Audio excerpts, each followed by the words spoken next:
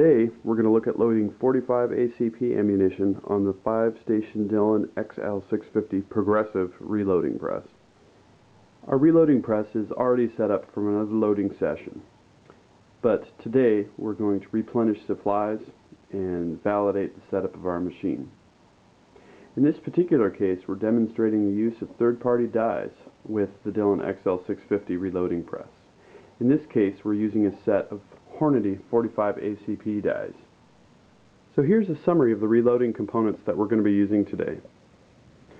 We're going to be using Winchester WLP large pistol primers, which have worked very well for me.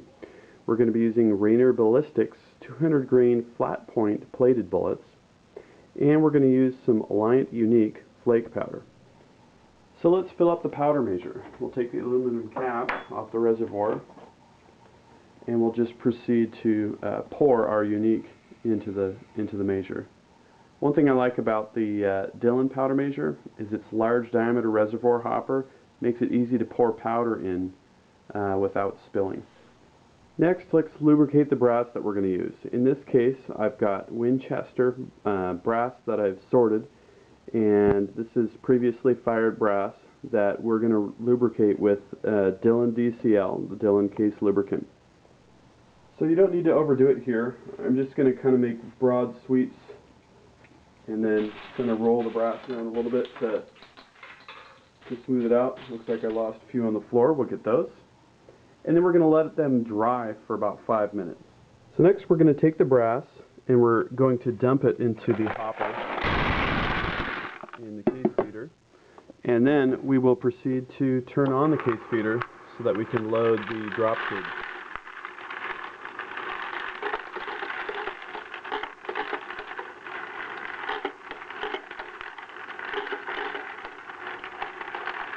Alright, so let's get ready to stock up our primers. I've got some excess WLP primers here that I'm going to put onto my flip tray. I'm just going to shake the tray until the primers are more or less oriented in the proper direction. Okay, so our primers are all properly oriented now, but we need them to be upside down with respect to how they are now. So what I'm going to do is hold a tray like this. I'm just going to flip it, and then we've got our primers ready to pick up with the pickup tube. Now we're going to pick up the primers with our large primer pickup tube. Get the last few here. Now we're ready to load the primer tube. Now we're going to take the primer tube, invert it, lift off our weighted rod, move the low primer indication arm out of the way. We're just going to pull the hitch pin, and that's going to cause our primers to fall in.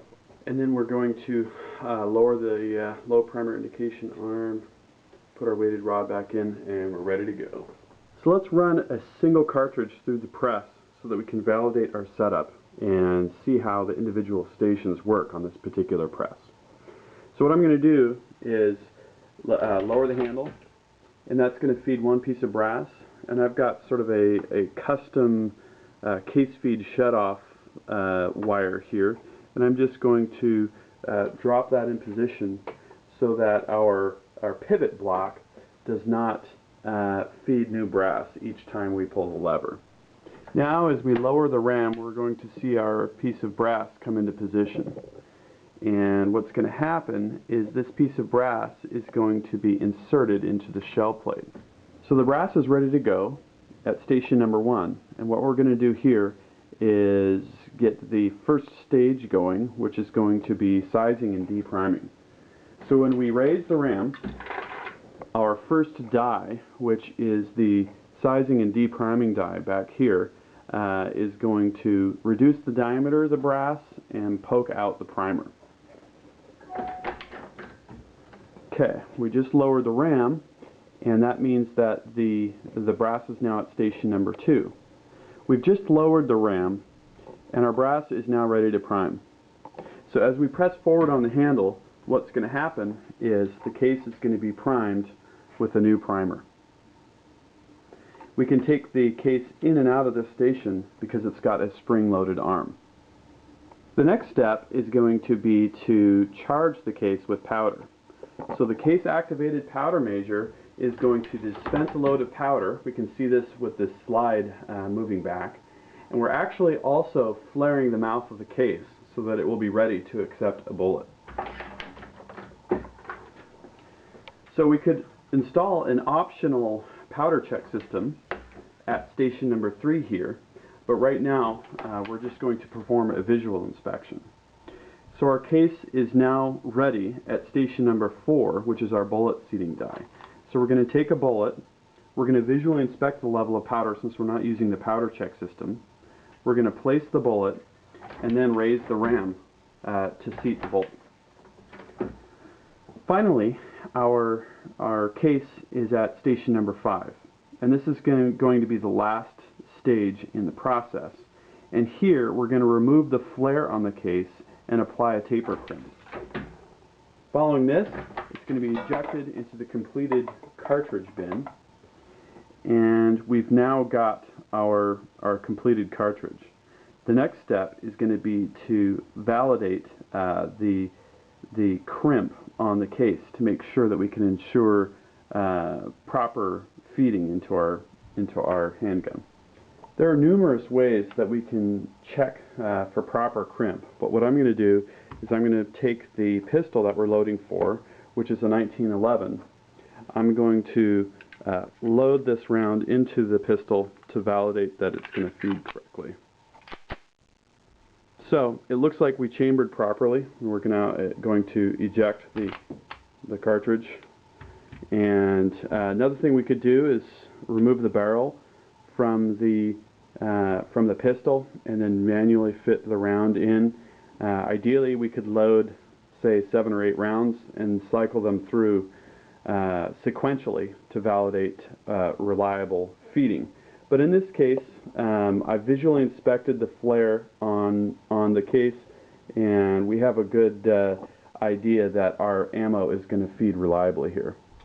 And then we're going to start loading here in a progressive fashion. So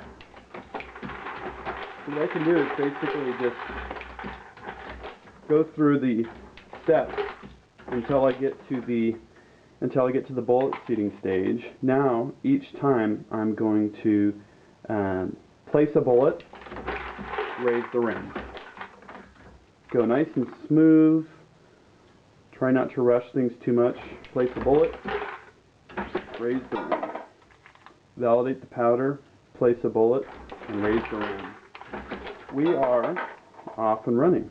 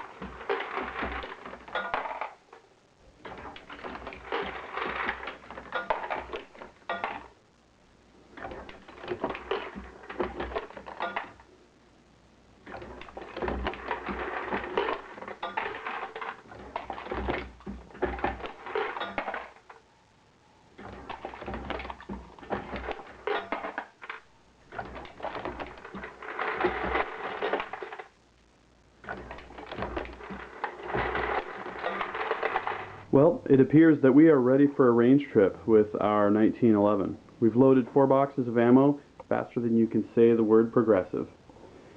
And here's the machine, the Dillon XL650. We've used the case feeder to its full potential, basically loading a completed round as quickly as we can pick up a bullet and pull the lever. I hope that you will stay tuned on UltimateReloader.com here to check out what other kinds of loading we're going to be doing with this press and other presses. Thank you.